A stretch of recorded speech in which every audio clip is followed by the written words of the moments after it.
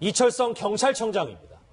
촛불로 안 무너져 숨기지 못한 속내 물음표를 한번 달아봤는데요.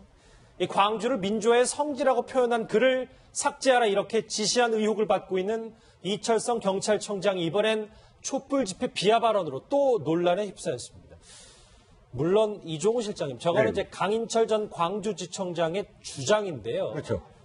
주장이긴 합니다만 지금 현 경찰청장이 촛불로 정권이 무너질 것 같으냐 이렇게 얘기했다는 겁니다. 그렇죠. 지금 현재 우리는 양인의 그 주장을 지금 듣고 있는 겁니다. 그런데 이제 나중에 또 이야기 되겠지만 과연 저 주장을 하는 지금 강인철 지금 그 학교장, 중앙경찰학교장이 옳은 그런 태도를 계속 보이느냐, 그건 좀 별개의 문제로 강인철 그 중앙학교장은 지금 왜 계속 이 폭로를 하냐 하면 그 당시에 어쨌든 그 민주화의 성지라는 SNS 글을 올렸기 때문에 내가 좌천돼서 지금까지 박해를 받고 있다. 여러 가지 어떤 의혹도 받고 있고 중앙학교장으로서 지금 재직하는 동안에도 상당 부분의 어떤 비위 사건에 연루가 된 것도 사실은 그것 때문이 아니겠느냐라는 사실 피의식, 그런 것이 일단 강인철 그 학교장으로부터 이 시작된 것, 이철성 경찰청장이 그때 그랬다라고 한번 폭로를 하고 그 다음에 연이어서 폭로가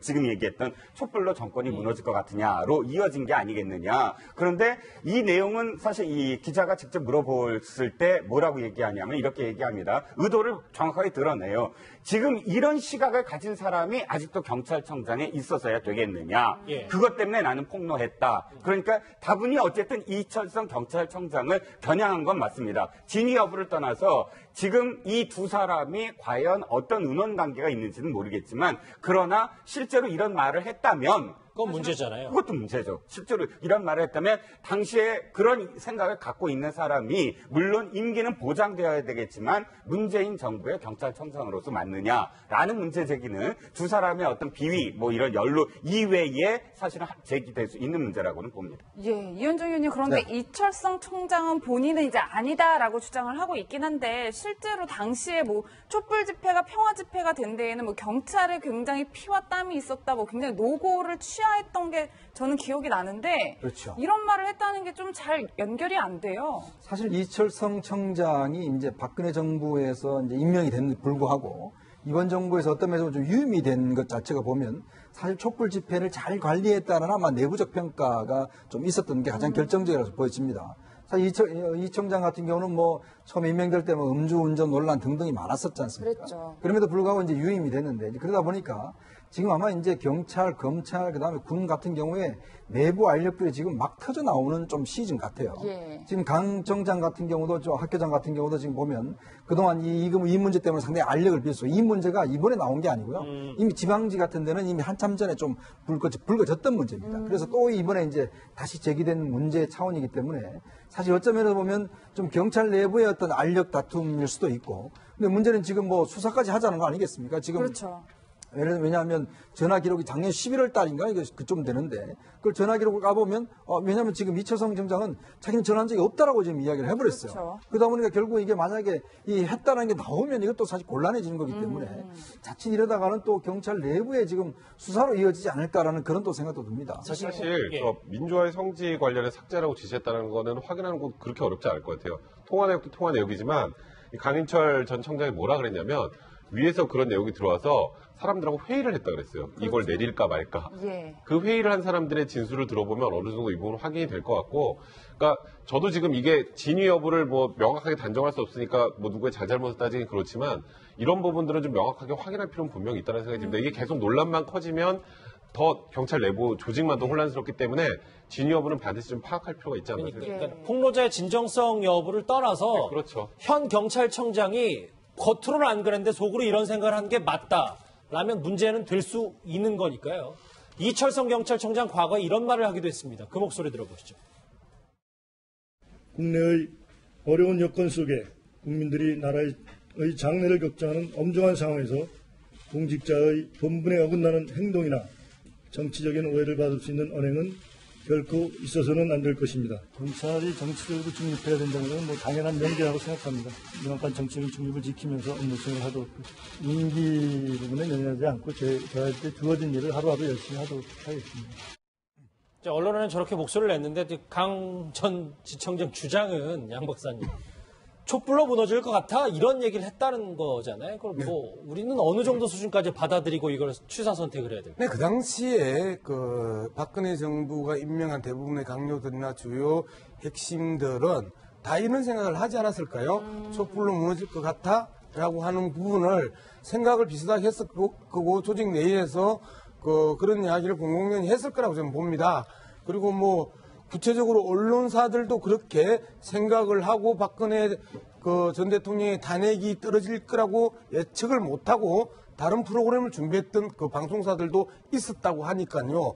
즉 정부와 가장 밀접하게 있는 경찰청이나 언론사 몇몇도 그런 오판을 했을 정도면 촛불에 무너지지 않는 박근혜 정권이라고 하는 확신들이 있었을 것이고 그것들을 공공연하게 활용하려고 저들의 눈에서는 촛불을 활용하려고 하고 뭔가 바꾸려고 하고 뭔가 변하려고 하는 사람들에게 끊임없이 경고를 하면서 촛불로 이 정권이 무너질 것 같아라고 하면서 진압하고 그다음에 그 변화를 스톱시키고 중지시키고 기강을 확립해 나가는 이러한 흐름들이 충분히 나는 있었을 것이다. 그리고 박근혜 대통령이 작년 이맘때 그 수많은 논란, 우병우 논란이 나올 때 엄주 경력을 갖고 있는 이철성 경찰청장을 휴가지에 가가지고 결재를 했던 그 경찰청장이거든요. 그러면 거기에 대한 그 보훈의 심리도 얼마나 컸겠습니까?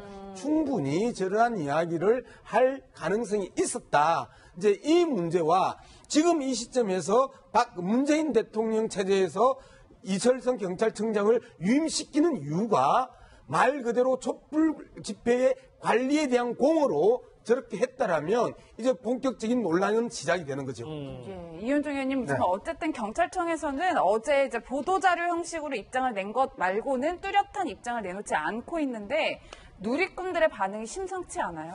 근데 이제 이 문제 같은 경우는 자칫하면 우리가 이제 좀 코드 인사 또 논란도 있을 수가 있거든요. 예를 들어서 지금 각 권력기관들이 보면 내부에 투서들이 굉장히 많다고 합니다. 그러니까 이게 지금 우리가 내부 고발 투서들이 그렇죠. 고발들이 굉장히 많아서 어쩌면 조직의 어떤 그 자체가 흔들릴 정도로 상당히 그런 일들이 많다고 하거든요. 그러니까 그러면서 본다면 조직의 안정성, 예를 들어서 경찰청장으로서의 어떤 임무의 결정적 하자가 있다면 좀 모르겠지만 또 내부적으로 이런 면을 가지고 또 혹시나 또 경찰청장을 뭐 교체하고 한다라면 또 이게 너무 또 코드 쪽으로 가는 거 아니냐라는 또 우려도 있을 수가 있거든요. 그런 면이 있기 때문에 지금 아마 일단 제가 볼 때는 좀 하극상이라든지 이제 투서라든지 이런 것 자체의 어떤 또 기강 문제 이것도 있을 수가 있고 그래서 정말 이런 문제를 좀 신중히 접근할 저는 필요가 있다고 봅니다. 예. 글쎄요, 뭐 여러 가지 뭐 내부 고발도 참 얘기가 많은데 오늘 문 대통령이 이호성 방송통신위원장과 관련한 임명장 수여식에서 이런 의미심장한 얘기를 했습니다.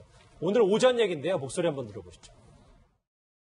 지난 10년간 우리 사회에서 무너진 것이 많은데 가장 심하게 참담하게 좀 무너진 부분이 우리 그 방송, 특히 공영방송에 대한 것 같습니다. 방송의 무너진 공공성 그리고 또 언론의 자유 그것을 회복하는 것이 지금 가장 중요한 과제 중에 하나인 것 같습니다. 저에게 어떻게 해드리셨어요? 어쨌든 뭐 우리나라에서 공영방송이라면 KBS, MBC, YTN 정도를 공영방송이라고 이야기를 합니다. 그리고 여전히 해고자들이 존재했던 그리고 대량 해고가 일어났던 YTN과 MBC 그리고 사실상 MBC 같은 경우에는 기자들이 당시에 조합원 기자들이 거의 다 배제당했던 과정들 이러한 것들이 정권의 낙하산을 타고 내려왔던 사장들의 일방적이고 불공정한 운영과 보도 내용들로 다 표현되고 국민들 다 아는 거잖아요. 이러한 것들을 이제는 어떤 정권이 들어온다 하더라도 불편부당하고 공정하게 정상화 시켜야 되는 것 아니냐. 이런 측면에서 보면 지금 상황과 이전의 상황을 비교해보면 참담하죠. 알겠습니다. 문 대통령의 발언으로 이번 주제 정리를 해봤습니다.